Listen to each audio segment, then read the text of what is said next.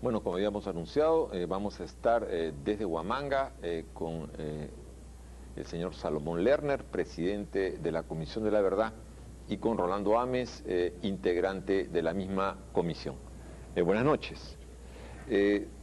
Señor Lerner, ¿usted se imaginaba estas declaraciones muy críticas que tanto hoy como ayer hemos escuchado, no sé si de todos, pero sí de la gran mayoría de los representantes políticos? A decir verdad, yo pensaba que quizás hubiera habido más ponderación en la clase política para enjuiciar el mensaje de la comisión. En primer lugar, creo que para los políticos y para aquellos que no lo son, si es que desean pronunciarse sobre un documento de la importancia del informe que nosotros hemos emitido, lo elemental es enterarse de su contenido. Hacer afirmaciones como las que se han hecho por parte de políticos y también por parte de gente que escucha a los políticos y los repite, en el sentido de que nosotros afirmamos, por ejemplo, que habría que darse una ley de amnistía para los senderistas, que habría que establecer la reconciliación como una especie de acercamiento entre Fuerzas Armadas y subversivos. El decir, por ejemplo, que nosotros en la comisión hemos dejado guiar nuestro juicio por militancia partidaria de alguno de los integrantes. Todo eso no pasa de ser una serie de apreciaciones, señor Lerner, inexactas, que no se compadecen con la verdad. Doctor Lerner, una de las afirmaciones que ustedes hacen y que ha sido más cuestionada en estas 24 horas que se está discutiendo, es esta de los 69.280 personas que habrían muerto. Sabemos que es una proyección. Mi pregunta es la siguiente: en esta conclusión número 2, en la que se afirma tal cosa, ¿no hubiera sido mejor decir: la Comisión de la Verdad ha constatado o ha recibido el testimonio de 24.000 fallecidos? Ahora hemos conversado con el señor Boll, sumando los que no tenemos los datos completos, son 29 más 2.000 que ha dado como información las fuerzas del orden, suma 31.000, y proyectamos el número de cerca de 70.000, ¿no era mejor un fraseo, una afirmación de ese tipo que pudiera quizás ser más exacta?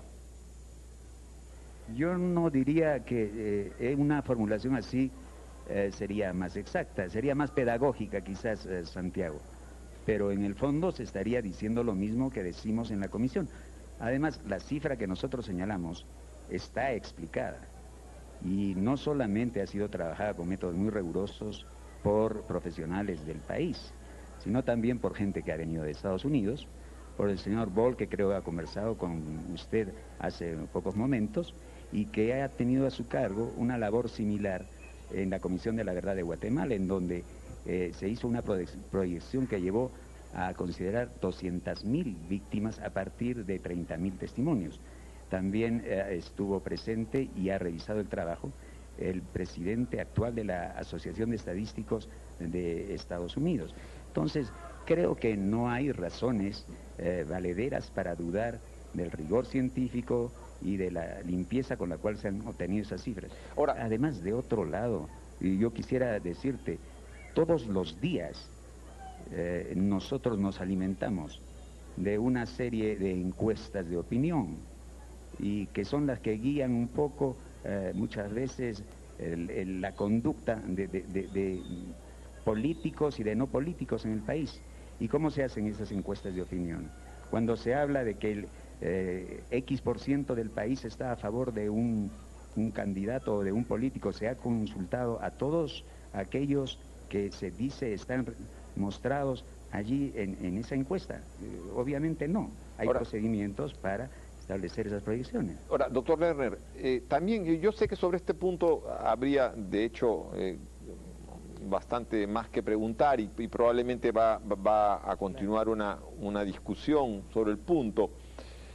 Pero otra es que ustedes, si yo he leído 2 o 3 veces las conclusiones. En las conclusiones no se dice exactamente que Sendero es una organización terrorista, se dice Sendero tenía un proyecto terrorista, un proyecto totalitario extremo, se dice en otra de las...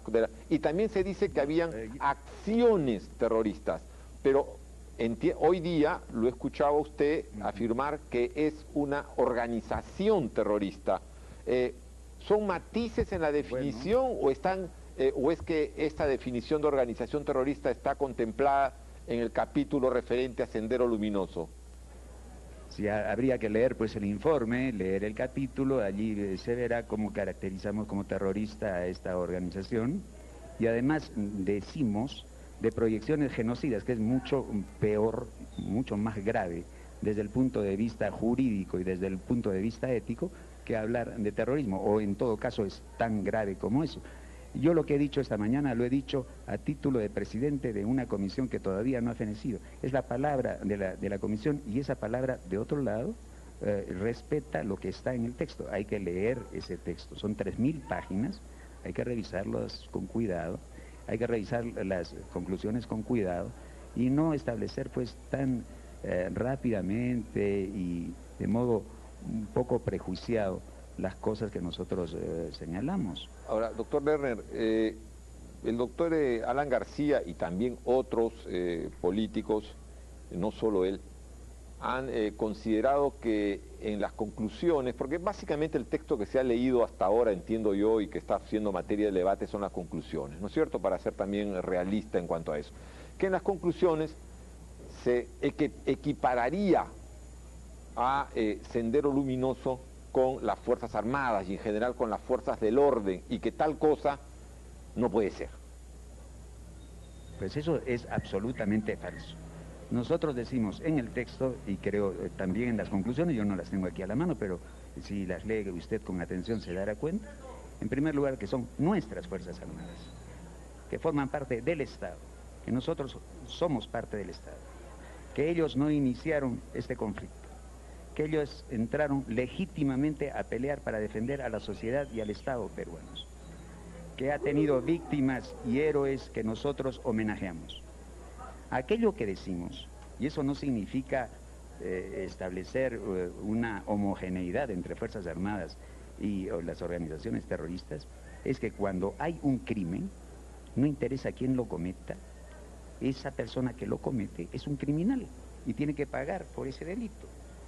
Si eso significa poner en igualdad de condiciones a los senderistas con los miembros de las Fuerzas Armadas a raíz de crímenes comprobados cometidos por efectivos militares... Yo entiendo, doctor Lerner, disculpe, ¿sí? Yo entiendo, doctor Lerner, que esa afirmación hecha por el doctor García y por otros dirigentes políticos, entiendo, digo, porque no es que ha sido explicada así, pero es que uno de los puntos en la conclusión 54, si no me equivoco, se considera que las Fuerzas Armadas ha tenido en determinadas circunstancias y zonas un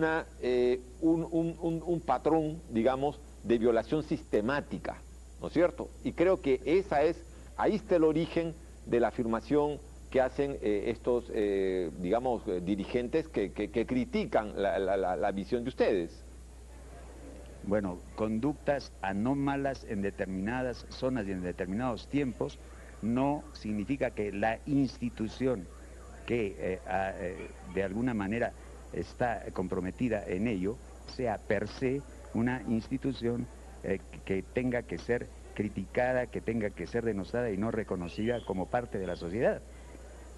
Cosa distinta es con Sendero. En Sendero hay, si quiere usted, una esencialización de la violencia. Sendero se identifica con la violencia y con el terror. Perseguía el poder y utilizó el terror. Y finalmente se quedó en el terror. Y se quedó en la violencia. Y la violencia de instrumentos se convirtió en el fin. Eso es bien diferente de lo de las Fuerzas Armadas. Las Fuerzas Armadas nosotros las consideramos en su accionar como defensoras del Estado de Derecho, de la democracia. Lo que criticamos es más bien aquellos desbordes que puedan haberse dado y que contradicen la verdadera naturaleza de las Fuerzas Armadas de acuerdo a principios constitucionales. Ahora, no sé si podemos conversar un instante con el doctor Ames, que creo que está al costado suyo. Una de las, por lo menos una de las ausencias que aprecio en las conclusiones es que no se ha hecho una medición del costo, digamos, en términos, aunque esto pueda parecer muy pedestre, en términos económicos, productivos, de lo que significó la violencia. ¿Esto se hace en otra parte del informe o no se ha abordado?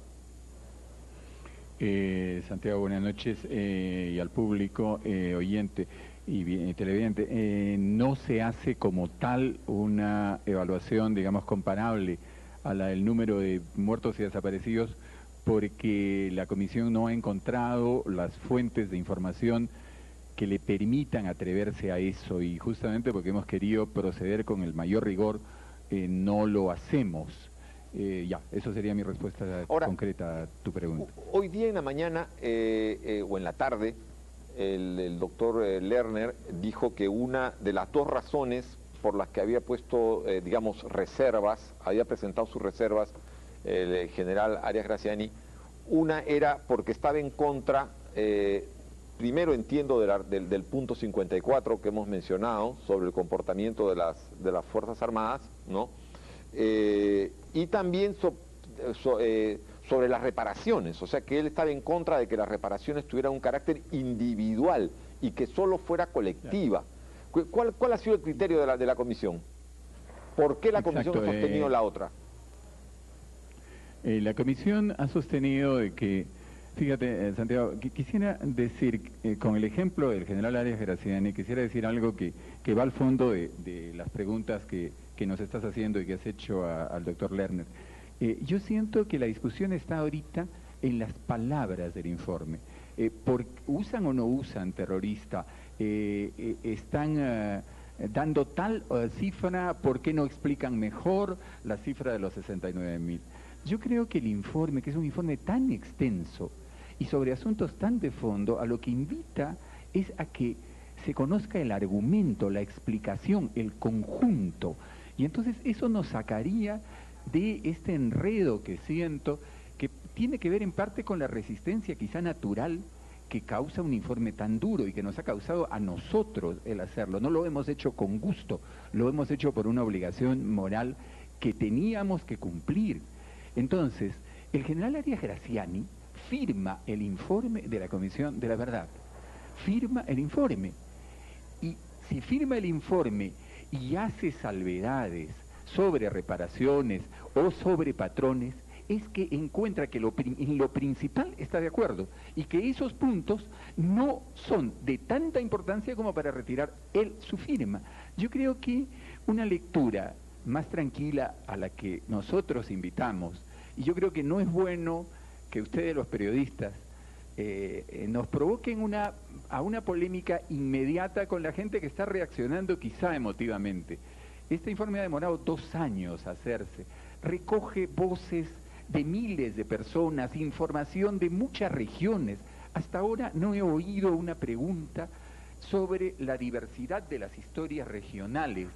Estamos contando historias no Ahora, yo entiendo, doctor Ames, seamos claros, también, doctor Ames, hay que considerar algo que me parece fundamental, es que la discusión recién se inicia, y la discusión se inicia a partir del documento sobre conclusiones. O sea, es evidente que el documento de conclusiones es lo que está sirviendo para iniciar el debate, y las preguntas vienen en torno al documento de conclusiones. Por ejemplo, yo le quería decir también, ayer se puso otra observación, es que en el punto 102 se dice que se condena la acción, por ejemplo, de los militares en el caso del operativo Chavín de Huántar, pero se le condena sobre la base de una presunción, porque se habrían producido ejecuciones extrajudiciales. Entonces se dice, ¿cómo se va a condenar si se habrían producido ejecuciones extrajudiciales?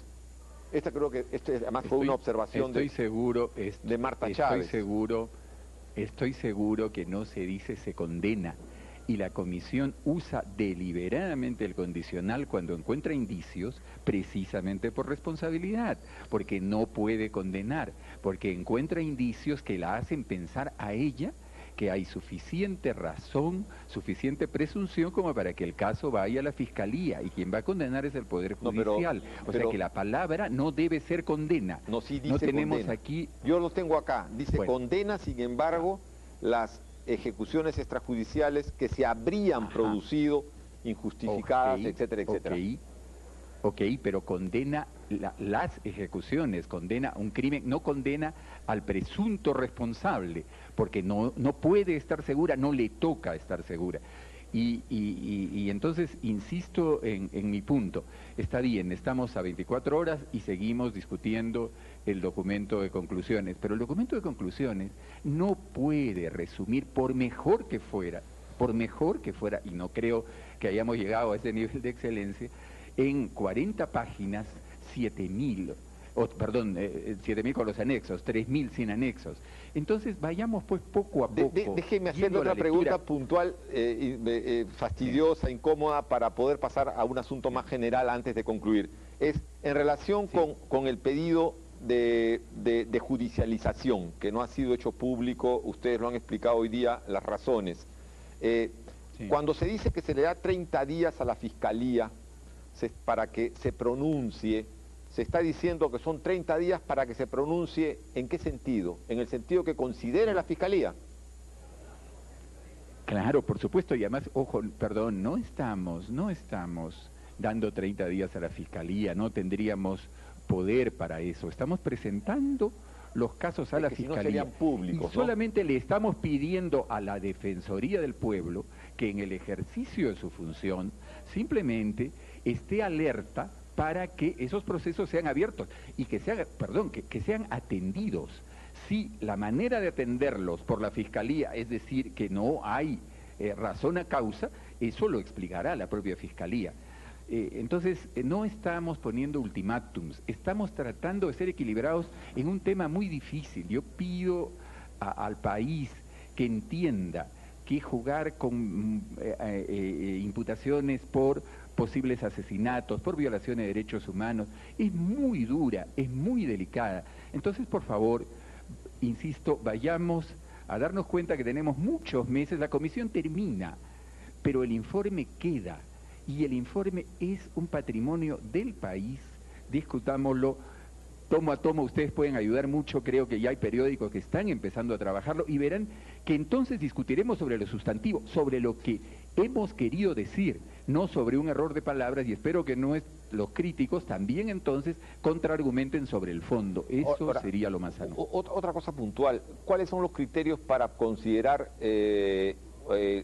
acusación penal sobre Fujimori y no, por ejemplo, sobre el expresidente Alan García? En todos los casos la acusación penal solo puede hacerse si hay indicios que lleven directamente a la persona al mando.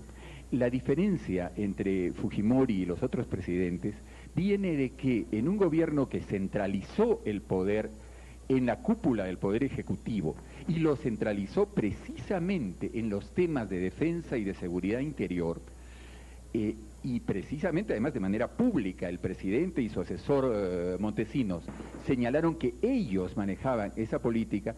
No es posible pensar que haya operativos que se ha descubierto que han sido hechos por agentes del Estado, operativos muy serios, muy graves, muy importantes para la coyuntura de ese momento, que no hayan pasado por la autoridad del presidente de la República. Y también en este caso, ojo, no lo estamos declarando culpable nosotros, estamos diciendo que encontramos indicios de esa responsabilidad y estamos pidiendo que sea juzgado, pero no podemos hacer la misma analogía en el gobierno democrático, porque en el gobierno democrático hay instancias con semiautonomía que actúan de acuerdo a las pautas legales correspondientes. No todo está centralizado. Si hay indicios específicos en un gobierno democrático que llevan por un acto al presidente de la República, eso debe ser también motivo de juicio penal, pero hay que probarlo para cada caso y, digamos, la imputación es menos directa. Ahora, esto corresponde además no con cosas que hemos inventado, sino con las investigaciones más avanzadas en esta materia en el mundo. Doctor Ames, muchas gracias. No sé si podríamos volver a conversar con el doctor Salomón Lerner. Le paso al doctor Lerner. Gracias. Doctor Lerner, Doctor Lerner, si hubiera un mensaje central, principal, que la Comisión quisiera darle al país, ¿cuál sería ese? Vea, yo lo decía por boca de un testimoniante que aquí justamente en la ciudad de Ayacucho hace 2 años nos dio una lección, creo, a todos, que ojalá lo más pronto todos podamos llegar a ser peruanos, es decir, que la ciudadanía se extienda, que el Estado realmente responda a todos los peruanos, dándoles y respetando los derechos que ellos tienen, exigiéndoles también las obligaciones que ellos deben cumplir, y que la sociedad peruana se reconozca en sus diferencias, pero también como a partir de una identidad esencial. Todos somos peruanos, todos somos seres humanos. Hay grandes brechas que tienen que ser llenadas y eso no se realiza de la noche a la mañana, instantáneamente no se cubren, pero creo que no debemos abandonarnos al fatalismo y debemos empezar a trabajar ya, a partir justamente quizás tomando como pretexto el informe en el llenado de esas brechas. Es una tarea que no solo le corresponde a gobernantes, sino también a todos nosotros, ¿no? Sin duda, ese debería ser un gran anhelo. ¿Y cómo convertir, cree usted, esta presentación del informe no sé si un inicio, no es exacto decirlo, pero en un nuevo momento del debate entre los peruanos y quizá de construcción de una cultura de tolerancia en el debate? ¿Usted cree que el informe de alguna manera va a permitirlo? Porque las primeras reacciones a veces llevan a pensar que va a producir lo contrario. Sí, bueno, son reacciones, y ya lo decía Rolando, quizás que obedecen a una hipersensibilidad, a una mala inteligencia de aquello que se ha dicho, a la falta de tiempo para haber leído todos los argumentos que sustentan las conclusiones. Yo no quiero pensar que haya allí prejuicios y mala fe. Hay mucho tiempo por delante y mucho por leer. El que ya toda la opinión pública y los partidos políticos comiencen por lo menos a ocuparse, a prestar atención al resultado de una comisión aquí en este país, en donde las comisiones proliferan y mueren en el anonimato. Yo creo que es un signo importante, interesante. Yo tengo optimismo respecto de lo que dice este informe. Este informe se va a sostener solo y él va a dialogar con los políticos, con los empresarios, con los educadores, en general, creo con toda la población peruana, y esperamos que ello suceda muy pronto. Doctor Lerner, muchísimas gracias por esta comunicación. Le agradecemos también muchísimo al doctor Rolando Ames. Muchas gracias a ambos. Gracias. Hemos estado con el presidente de la Comisión de la Verdad, el doctor Salomón Lerner, y con Rolando Ames. El doctor Rolando Ames es integrante de la misma comisión. Una breve pausa y retornamos para despedirnos.